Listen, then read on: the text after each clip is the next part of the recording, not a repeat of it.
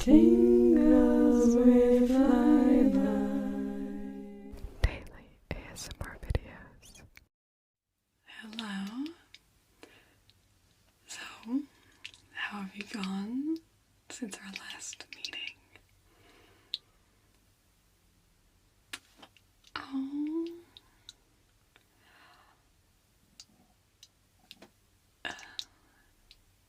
It's my fault. Yeah, no. Well,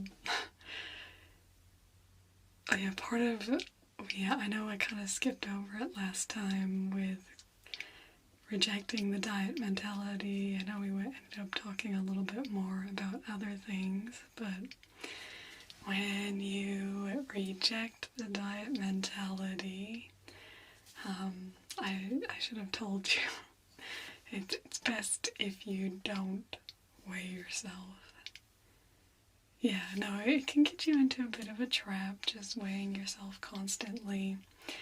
It gives you an external number to tell you about an internal feeling, and our weight can vary up to 5 pounds just by water retention. So sometimes when you're on a diet, you might feel really great because you've lost 5 pounds, but it's really just water weight. You can't have actually reduced because it's 3,500 calories.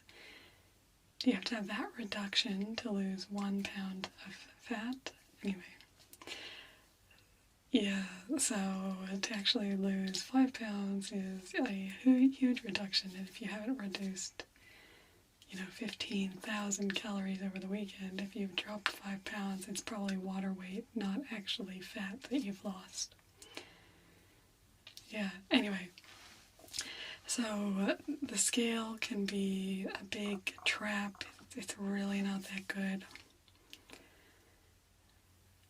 Yeah, no, and I know that can feel so deflating to, think that maybe you're coming along, but you're not getting the progress you want on the scale. So that's why we like to just take that out of the equation. Just think it's not based on your scale, and it's such a short time scale. So a scale can be useful in figuring out an average, say, over a month. So over a month, that average, and then compare, January of this year to January of next year. That can be a useful comparison, but day to day and that sort of thing, you'll notice we haven't weighed you at any of your appointments so far. And part of that is to break that association with the scale as being the determining factor. Yeah, so that is completely my fault. I should have mentioned that, so just know.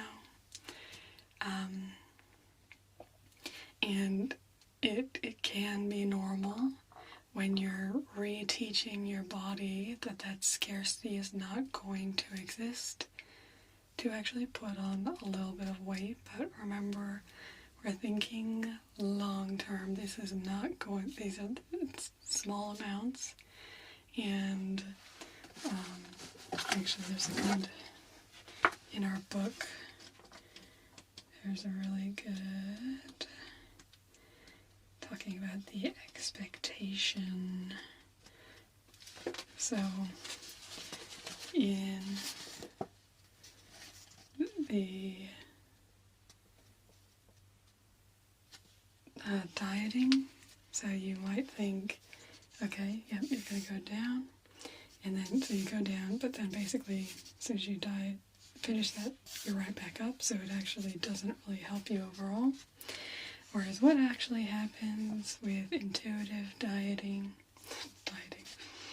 so even I get my words wrong, okay, intuitive eating, is you just kind of have this random fluctuations up and down. You can see the general trend is down, and then you'll kind of center on a healthy weight. But you can see it's a long-term process, lots of ups and downs, and there can be You can see a little bit of a spike at the beginning. That's perfectly normal, and so that's fine. So I'm not concerned at all with the numbers or anything you're saying. That's completely fine. That's completely normal. And that means you're doing the right thing. And it was my fault that I didn't tell you that it's good to, if you can't stop yourself, it's good to put it away. Okay, so we may need to do just a little review then on rejecting the diet mentality. So there are kind of three areas that you can look at when it comes to a dieting mentality compared to an intuitive eating mentality. So your eating and food choices in a diet mentality, you might ask yourself, do I deserve it? If I eat a heavy food, I need to make up for that. I feel guilty when I eat heavy foods. Describe a day of eating as good or bad. And food is kind of an enemy that you're trying to guard yourself and fight against. In the non-diet mentality, you think more like, am I hungry? Do I want it? Will I be deprived if I don't eat it? Will it be satisfying? Does it taste good? And I deserve to enjoy eating without guilt. If you need those mantras, yeah, no, definitely. Exercise. So in terms of exercise, we don't talk about exercise in general till a lot further down the track. Part of that is that a lot of people, especially who are perpetual dieters, have an inextricable connection between a change in diet and a change in exercise. And it's good to break that association, to understand that they're kind of two separate areas of your life. And we'll talk about enjoying movement, but that'll be in many sessions' time. So a dieting mentality for exercise is more focus on the calories being burned, and I feel guilty if I miss some exercise. Non-diet is focusing primarily on how exercise makes me feel, especially energizing and stress-relieving factors. So seeing it as an outlet and something to really enjoy and celebrate. And dieting, a view of progress is how many pounds did I lose? How do I look? What do other people think of my weight? And I have good willpower.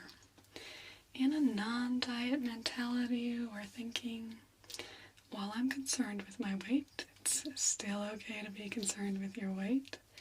It is not my primary goal or my indicator of progress.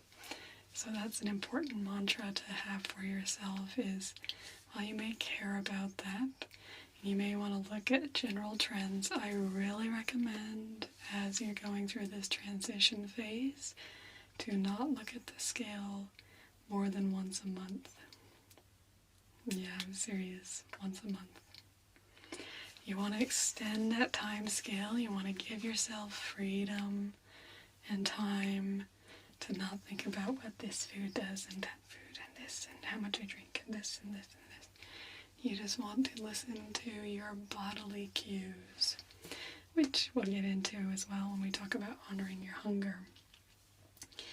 The non-diet mentality is that you might think, I have increased my trust with myself and with food, and that will make you feel like you've progressed. Yeah, well, it'll come. I think still probably trapped a little bit in a diet mentality, and as I said, I completely take responsibility for that. We should have covered a little bit more off last time. Another view of progress is that I'm able to let go of my, what I might have previously thought of as eating indiscretions. And I recognize my inner body cues. So that one can be really big, which we'll talk about with hunger.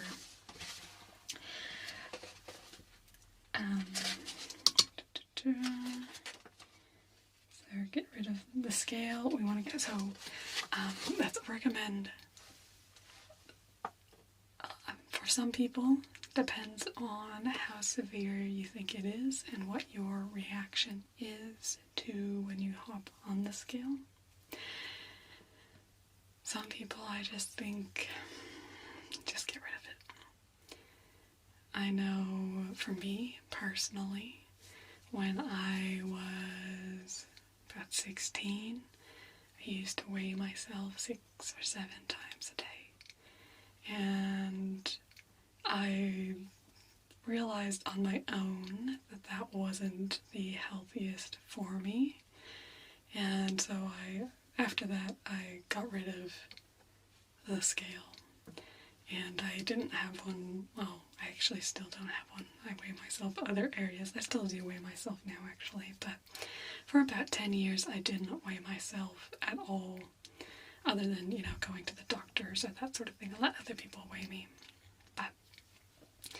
But it doesn't really have to be that drastic.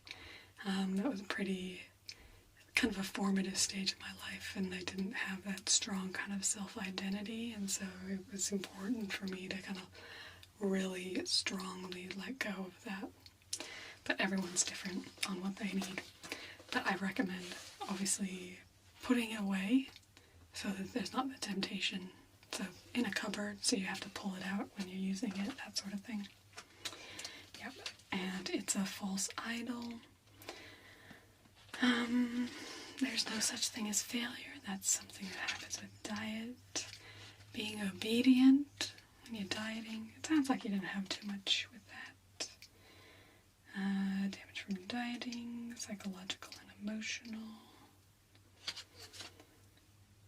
Okay, so I'm just going to read you some of these things that are pseudo-dieting. Just let me know if you had any issues with these while you were on your little journey. Okay, because I know the scale kind of made you feel deflated, but, you know, I want to get a bit in touch with what you felt like. Meticulously counting carbohydrates or fat grams, anything like that, or, okay, good. Any restricting, eating only safe foods? A little bit. Yeah, no, I know I made it pretty clear to eat whatever you want, but yeah, so was there anything in particular that you were, yeah, no, you can eat that, that's fine. Yep, eat away, eat away. Yeah, I'm serious. Okay. Eating at only certain times of the day.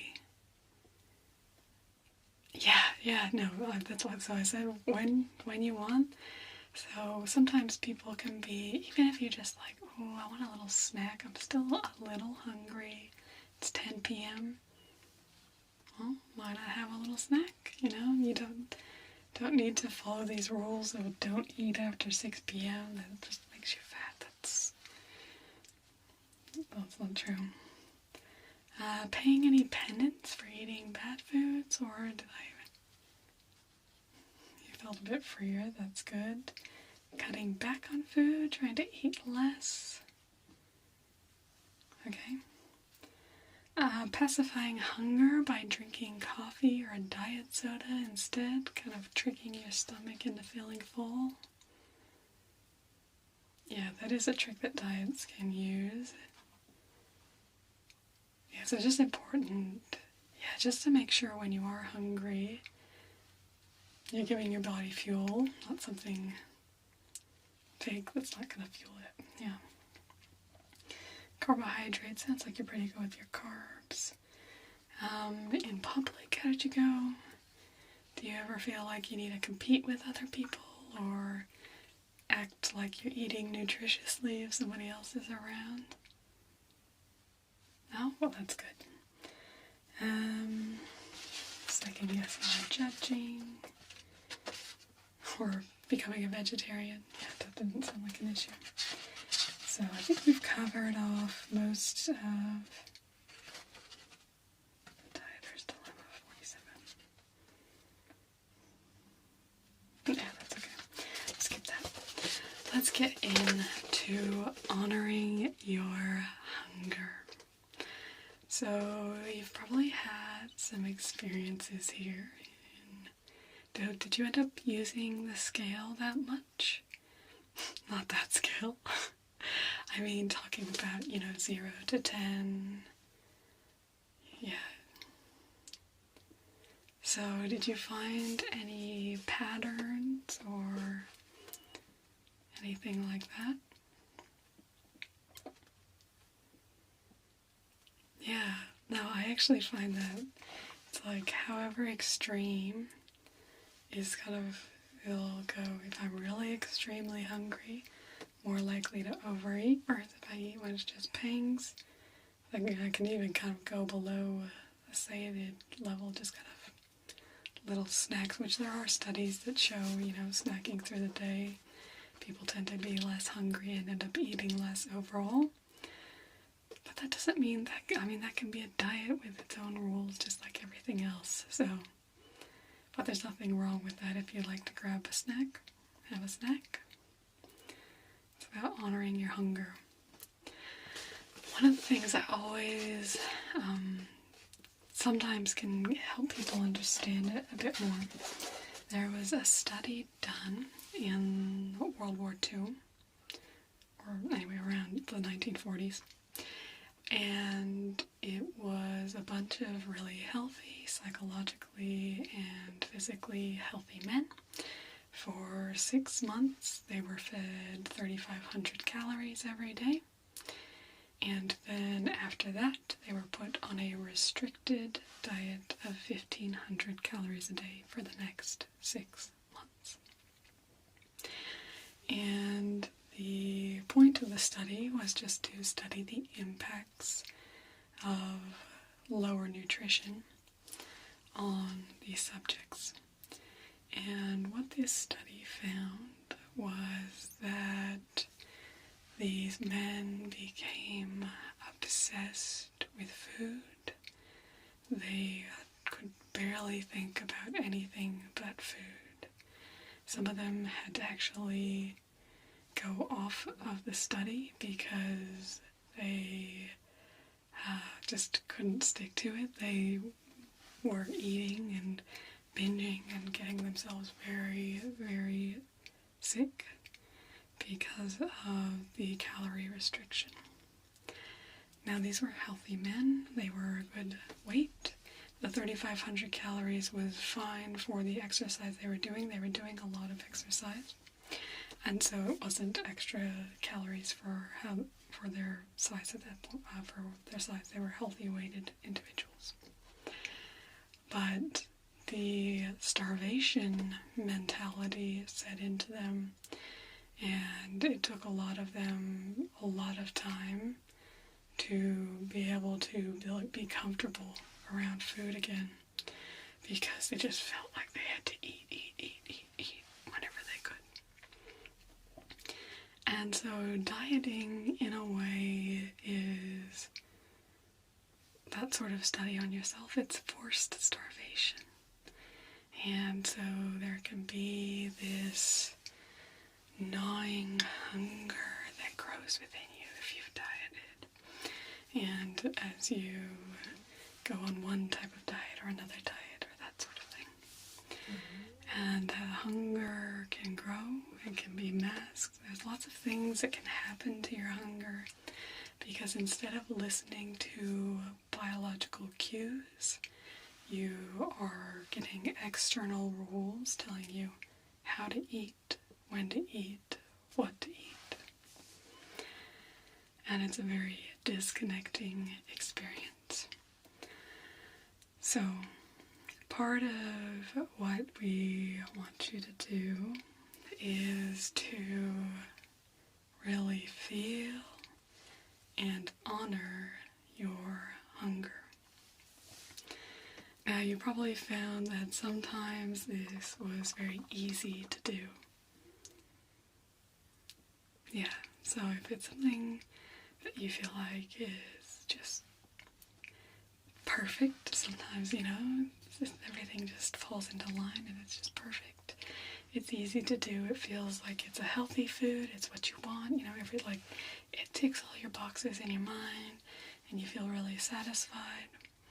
And other times you might feel hungry but feel, I don't know, am I actually allowed to eat this? And am I going to feel good afterwards? And start to get into that self-doubting. Or it can be practical. It can be scheduling your day. I'm not hungry right now, so I won't eat. But then you have a 4-hour meeting, and by the end you're ravenous. Yeah, no, those type of things definitely happen. So there's ways to actually adjust for these type of things while honoring your hunger.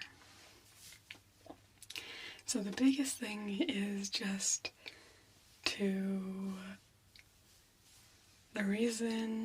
first we have to get rid of the bad. That's rejecting our diet mentality. But there's a reason that this is the groundwork for our process in turning you into an intuitive eater. And it's because honoring your hunger is so important for connecting you with your body, what it feels, what it needs, and how it responds when you give it certain things.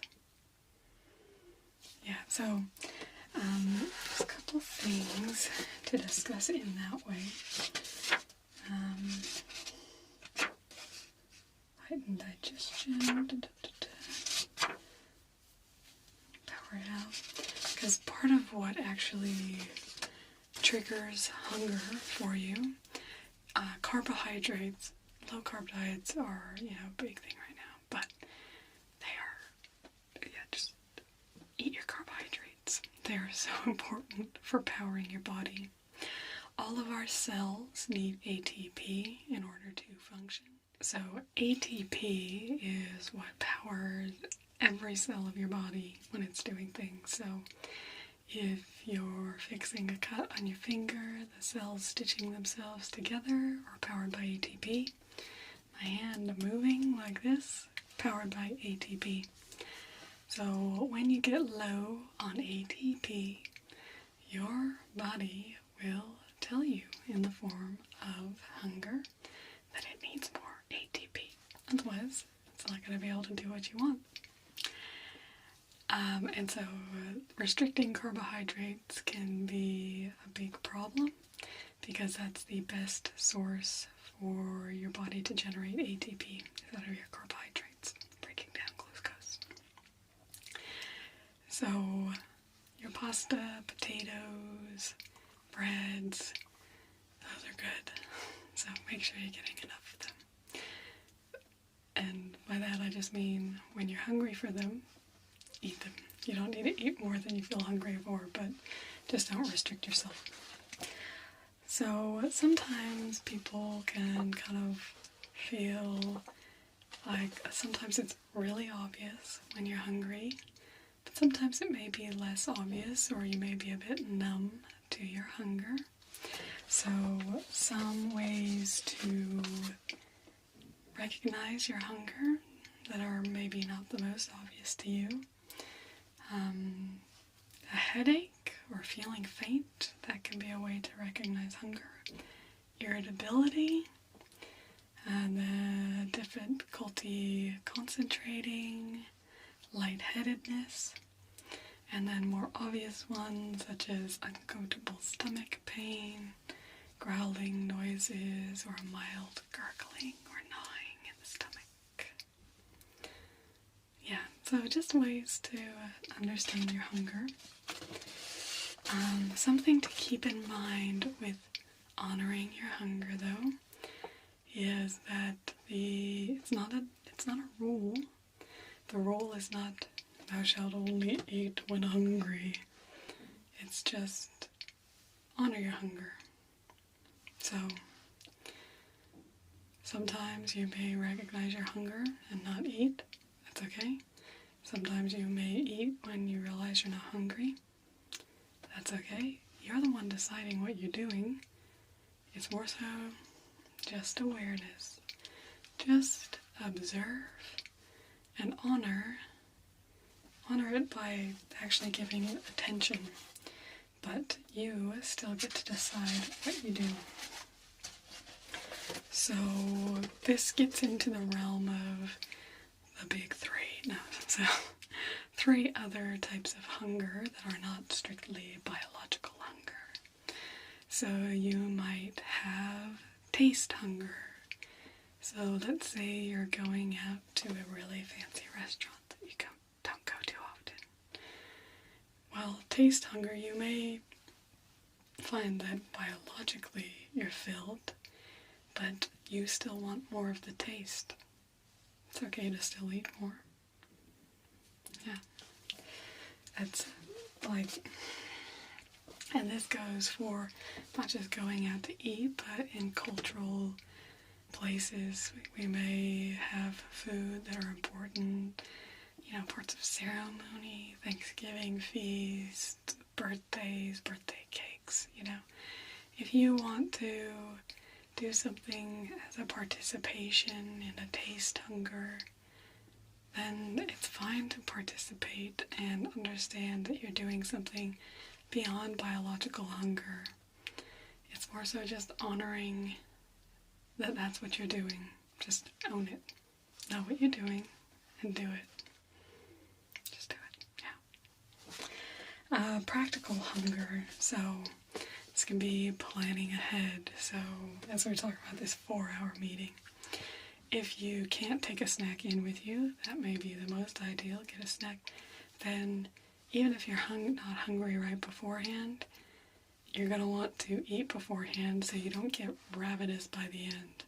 It's honoring that your brain can think ahead and know, okay, I know what might happen if I don't eat for 4 hours. And honoring that process in your body by maybe eating now when you're not the most hungry, but it's a kind of practical approach to your hunger. It's just being aware and honoring that hunger. Yeah. And then emotional hunger. And this is one that right now we're just going to try to identify. We're not going to try and do anything with it. But you may find that certain times you're reaching for food and it's not practical and it's not really cultural. It's not trying to be a part of things. It's not meeting a social need or you just love that food need. It's a very emotional need. And it's just going to start to try to identify that. That's all you're going to do with it. Just identify it. Honor that that's what you're doing. And just observe. Okay? I think that's... So that's everything for honoring your hunger. Yeah. I think the big takeaway from today is obviously honor your hunger. Make sure you're getting plenty of food for yourself, and let's just ditch the scale. Don't get on it. It's not a rule. There's no guilt if you get on it in the meantime, but I just think it might be better if you put it away. Okay? Well, next time we'll be looking at making peace with food. So just observe your hunger, see how you're going, and we'll be talking about some more principles. Let me know any problems you're having. Of course, we are here to work through what's happening with you, because you're the person I'm worried about. Well, I'm not worried about you. You're the person I'm trying to empower, I should say. So if there are issues with that, then I need to change my text so I can empower you better. Also, so good to see you again, and I'm looking forward to seeing you next time. And just remember, I'm here for you. So,